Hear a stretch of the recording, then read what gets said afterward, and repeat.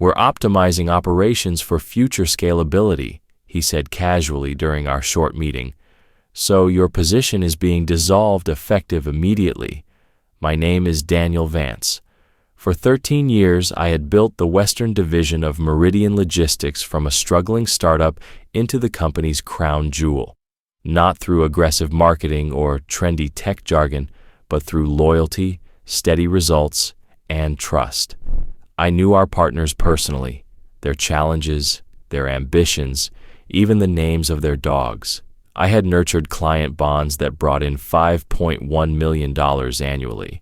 The new CEO, Marcus Lang, had been with us for just 9 weeks, an Ivy League graduate with a sharp fade and shoes that gleamed like mirrors. He never once asked how we'd expanded 20% year over year while the competitors barely survived. Never questioned why Goldline Mining and Apex Construction only renewed contracts if I was present at the negotiations.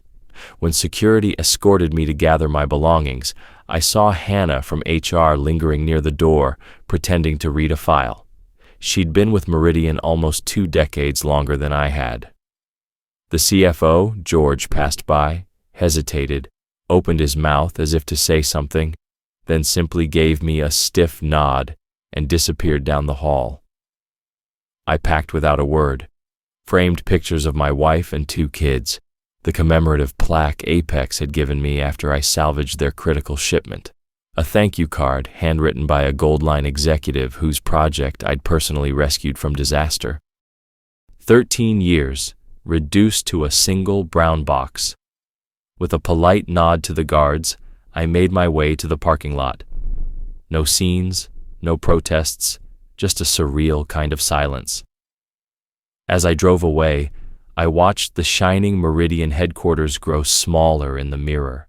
For the first time in over a decade, I wasn't carrying the pressure of a 30-person team or a multi-million-dollar client book. It should have felt freeing. It didn't. It felt like betrayal stitched in silk. When I first joined Meridian, we were operating out of a dingy back office in Sacramento, mostly handling forgotten shipments and small contracts.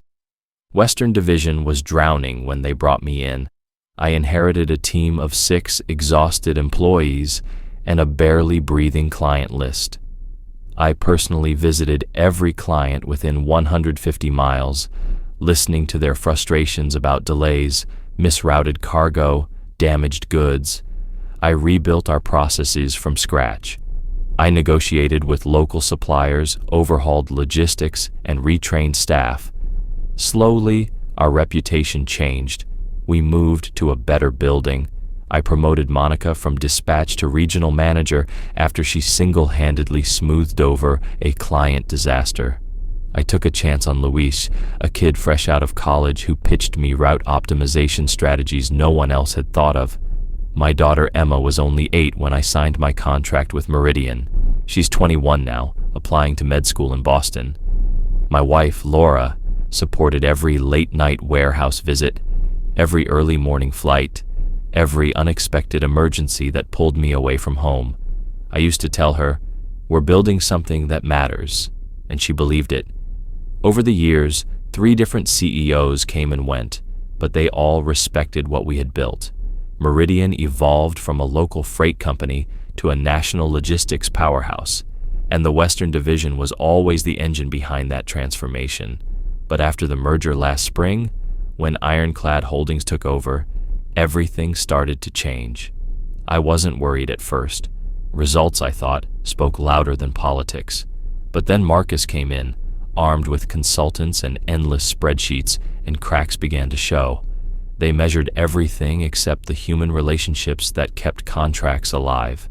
They asked about margins and customer acquisition cost, but never about loyalty or trust.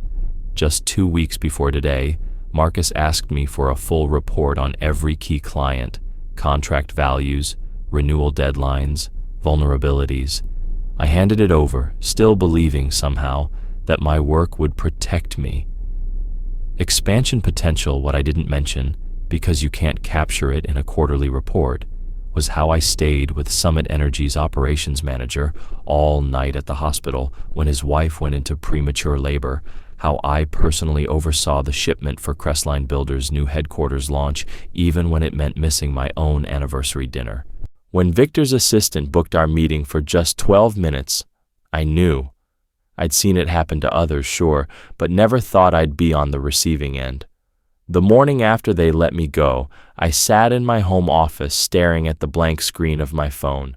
No missed calls, no emails, just silence.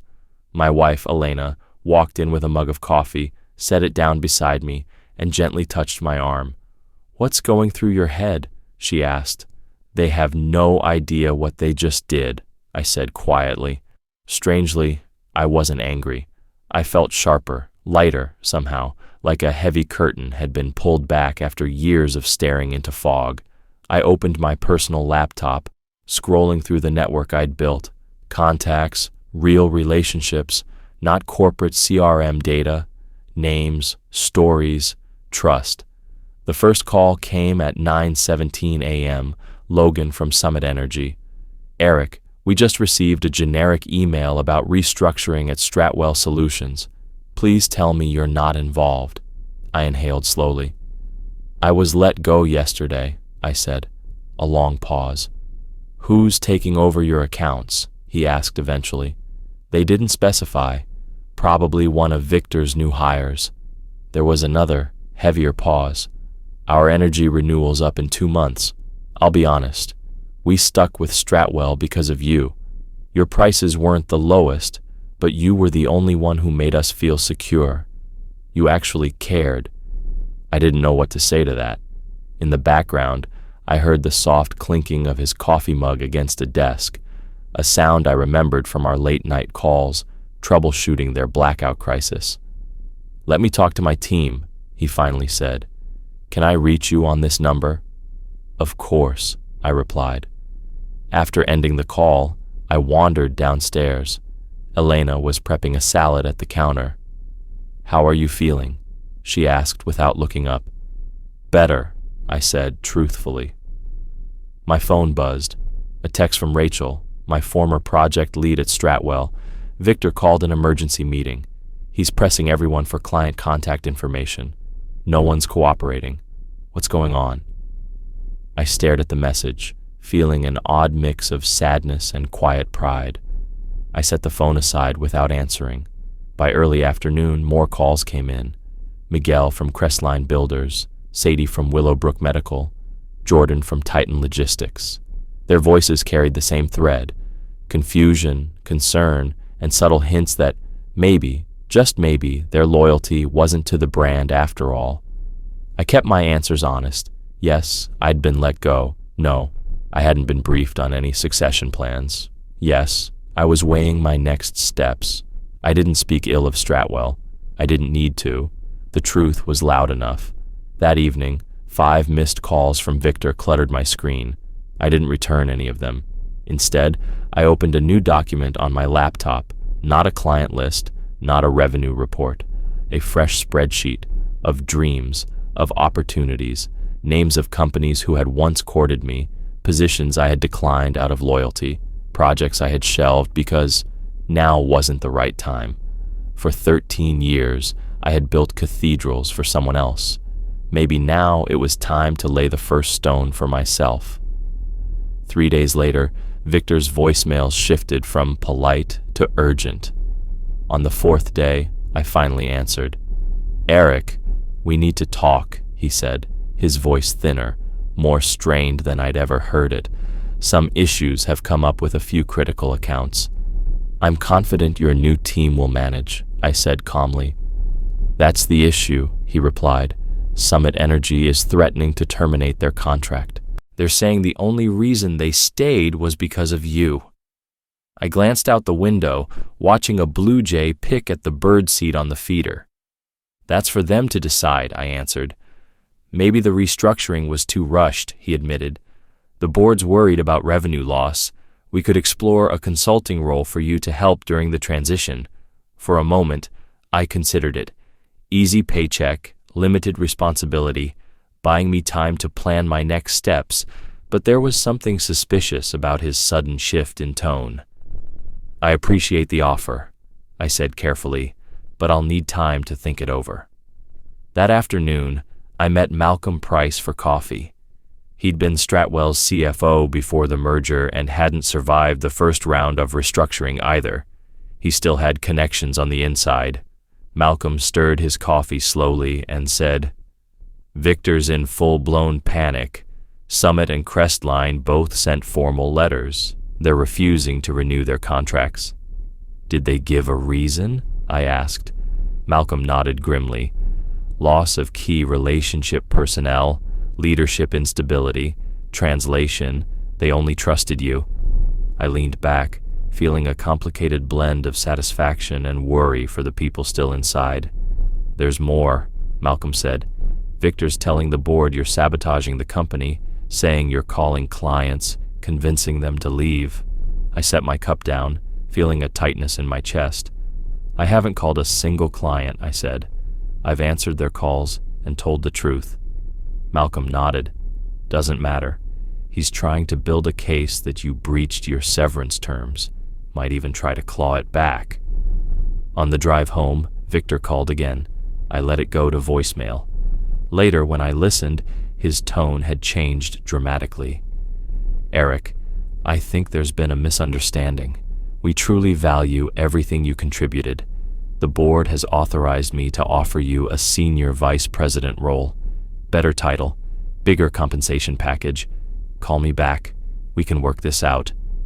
I didn't respond immediately. That evening, I got a call from Ryan Jennings, CEO of Orion Logistics, a smaller rival who had tried recruiting me twice in the past. "Heard what happened at Stratwell," he said. "Their mistake. My offer still stands. Actually, I'll sweeten it. Senior VP, equity stake, full autonomy with your accounts." I told him I needed a few days to weigh my options. That night, an email arrived from Stratwell's legal department. It was full of accusations that I was interfering with company relationships and violating non-solicitation clauses. The language was aggressive, clearly designed to scare me. Without replying, I forwarded it to my lawyer friend, Simon Blake. The next morning, he called early. "Eric," he said, "this is pure intimidation. I reviewed your contract. You never signed a non-solicitation agreement. The standard non-compete only prevents you from joining a direct competitor for 6 months. It says nothing about clients choosing to follow you. I remembered signing that agreement 13 years ago, back when Stratwell was a scrappy, honest company. The old leadership had explained it plainly. No stealing company methods, no jumping ship immediately to rivals, nothing about forbidding client loyalty. So legally, I'm clear?" I asked. "Completely," Simon said. "And if they push this, we could countersue for wrongful termination, especially given the lack of a transition plan and the abrupt dismissal. Judges don't look kindly on that." I thanked him, relief mixing with a hard-earned sense of resolve, just as an email notification blinked onto my screen, offering even more possibilities. An email popped up from Kara at Stratwell. Subject line, "You need to see this." She had attached an internal slide deck dated 2 weeks before my dismissal. Victor had mapped out an entire restructuring plan. The proposal included eliminating my role no matter my results, replacing seasoned staff with cheaper interns and entry-level hires, and hiking client rates by 18% after renewal cycles. A note on slide 10 read, "Current client loyalty model poses high vulnerability. Shift to system-driven service to maximize profitability." They hadn't let me go because I was failing. They fired me because I was succeeding in a way that didn't align with their cold, calculated blueprint. Worse still, the slides listed employee termination targets. Rachel, Luis, and 3 others from my former team were marked for cuts after my departure. I printed the deck and sat quietly at the kitchen table. Elena leaned over my shoulder, scanning the pages. "They were going to tear down everything you built," she said, her voice low. "And pin the collapse on me," I added. My phone buzzed with another text from Victor. Board meeting tomorrow. We need to discuss reconciliation. Please call. I set the phone face down and stared again at the last slide. Forecasted 24% margin growth, assuming all clients stayed even after price hikes and worse service. It was pure fantasy.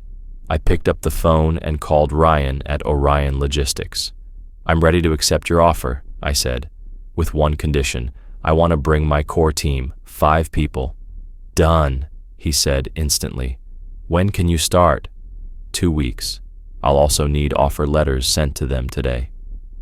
That evening, I called Rachel, Luis, Marcus, Nia, and Aaron. I explained everything. The termination, the restructuring plans, their names on the elimination list. I told them about Orion's offer. Every single one of them said yes without hesitation. That night, for the first time in weeks, I slept deeply. I didn't return Victor's texts or calls. Instead, I started scheduling quiet coffee meetups with our top clients, not to pitch them, just to check in. I met Logan from Summit Energy at a little diner near his office. He didn't even wait for me to order coffee. We're not re-signing with Stratwell, he said flatly. The only question now is where we follow you to. I can't solicit you directly, I said carefully. Legally, I have to be cautious. Logan grinned. Of course, but hypothetically, if you were somewhere else, we'd prefer to stick with people we trust. By the end of the week, every major client had expressed the same sentiment. Meanwhile, Orion sent formal offer letters to my team. One by one, they tendered their resignations at Stratwell. The following Monday, Victor showed up unannounced at my house. I was in the garage tinkering with the old Harley when he pulled up in his sleek black Tesla. He climbed out, tension radiating from his shoulders. Eric, we need to talk, he said, his voice edged with panic. This is spiraling out of control. The board is furious. Key staff leaving, clients pulling contracts. Sounds rough, I said, wiping grease off my hands. Unfortunately, I've accepted a position elsewhere. His face reddened. That's a breach of your non-compete. You can't join a rival. Orion isn't listed in the restricted companies on my contract, I said coolly. Simon Blake, my attorney, double-checked. You're lawyering up now? Victor snapped. Look, whatever they're offering you, we'll beat it. Name your number. I closed the Harley's hood and finally faced him directly. It's not about the money, Victor. It never was. He opened his mouth to respond, but I didn't wait. I wiped my hands clean, tossed the rag onto the workbench, and walked back inside, leaving him standing alone in the driveway. I wanted acknowledgement for 13 years of loyalty and growth. I wanted a real conversation, not a cold dismissal squeezed into a 10-minute window. I wanted my team protected, not used as collateral to boost some quarterly margin report. His expression shifted when he realized I knew about the hidden restructuring plans. That was just a draft, a scenario analysis, Victor stammered. Goodbye, Victor, I said, walking steadily toward my house. The board will fight this, he called after me. We'll sue you, Orion Logistics too, everyone involved. I turned one last time. You can try, I said evenly. But before you do, ask yourself, what will cost your shareholders more, letting me leave quietly or explaining in court why your biggest clients and top performers all disappeared at once? He didn't have an answer. A week later, I officially started at Orion. 2 weeks after that, my non-compete expired. Within a month, 4 out of the 5 top clients from Stratwell had signed new contracts with Orion. Each one had specifically requested me as their account manager. I hadn't called anyone. I hadn't bashed Stratwell publicly. I didn't need to. 6 months into my new role, I was reviewing Orion's quarterly growth report when Ryan, our CEO, knocked on my door.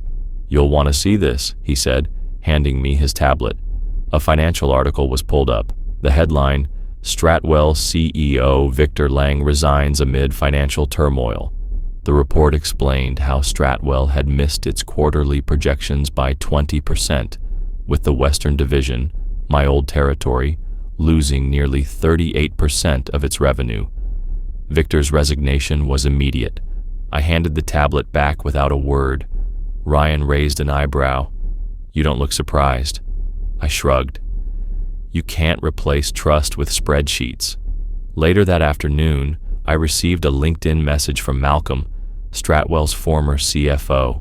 "Board emergency meeting scheduled. Your name keeps coming up. Would you consider a conversation?" I didn't answer. Instead, I finished prepping our client presentation for Summit Energy. Our team had just delivered their fleet modernization project a full month early, and client feedback was already leading to referrals. Summit had introduced us to 2 other companies without us even asking. The next day, Malcolm called again. "Thought you'd want to know. Ironclad Holdings is looking to offload Stratwell entirely. Stocks dropped 25% since you left. They're panicking. Word is they're trying to reach you quietly, offering to bring you back to fix things." I thanked him, but stayed focused on my team's upcoming strategy session. We were planning our first regional expansion. No one even mentioned Stratwell in the meeting. That evening, a direct email landed in my inbox. It was from Caroline Bishop, the chairwoman of Stratwell's board. "Eric, the situation has become critical. We made a severe error in judgment. Would you consider returning as CEO? Full authority, significant equity, a board seat. Name your terms." I closed the laptop without replying. The next morning, I called a full team meeting at Orion. I spoke plainly. "Stratwell has approached me to return," I said. "I wanted you all to hear it from me first. I'm declining their offer." Rachel grinned. Knew they'd crawl back eventually. Luis chuckled. "Too little, too late." "Exactly," I said. "We're building something better here." That afternoon, I sent Caroline a short, polite email. "Thank you for your offer. I respectfully decline. My future is with Orion." And I meant every word. I'm fully invested where I am now. I wish Stratwell the best moving forward. 3 days later, the headlines broke. Orion Logistics had officially acquired Stratwell's Western Division in a quiet, strategic asset deal. The press release spun it as reuniting trusted leadership with long-standing client relationships. Ryan had negotiated the purchase behind the scenes, picking up what was once Stratwell's strongest division for a fraction of its former value. The board had no real choice. It was either sell to Orion or watch the entire division crumble into bankruptcy. I never had to retaliate directly. The market handled that for me. 1 year after my dismissal from Stratwell, I found myself driving past their old Western Division headquarters. Where the Stratwell logo once gleamed, Orion's sharp new sign now stood proudly. The building looked the same on the outside, but everything within it had changed. We'd rehired many of the employees Victor had recklessly cast aside. We'd reclaimed client relationships that had fractured after my exit. Under Orion's banner, the division was now producing higher revenues than it ever did at Stratwell. I parked across the street for a moment, watching employees filter out for the day, some faces familiar, others new, but all of them energized and confident. When I got home, Elena was in the kitchen, stirring a pot of her famous chicken stew. "I passed the old office today," I said. She glanced at me carefully. "Nostalgia or closure?" "Closure," I said after a pause. "Definitely closure." She smiled. "I thought so. That's why I made your favorite tonight." During dinner, my daughter Emma called from Boston. Her team had just won a major design competition. "How's the new job going, Dad?" she asked. "Good," I said, "building something that lasts." It was the same line I used to tell myself back at Stratwell, but for the first time, it felt true. Later that night, A text buzzed on my phone. It was from Malcolm. Stratwell's remaining assets just got sold to Helix Corporation. Clean sweep, nothing left of the original company. I set my phone down and walked out to the backyard deck. The night air was warm, carrying the scent of blooming lilacs. A sense of peace settled over me. I thought briefly about Victor, wondered where he was now. I hoped he'd learn something from it all, though deep down, I doubted it. I thought about the late nights, the missed anniversaries, the postponed family trips, all the sacrifices I had made believing I was helping to build something meaningful. In the end, it wasn't the logos or titles that mattered. It was the relationships, the trust, the real human connections that had endured. No spreadsheet could measure that. No restructuring could erase it. The next morning, I arrived early at Orion. I reviewed our quarterly numbers, sales up 30%, client retention holding steady at an all-time high of 97%. Ryan stopped by my office, a rare grin on his face. "The board approved it," he said. "Employee ownership program goes live next quarter. Rachel and Luis will lead the rollout." I nodded. "They'll do it right."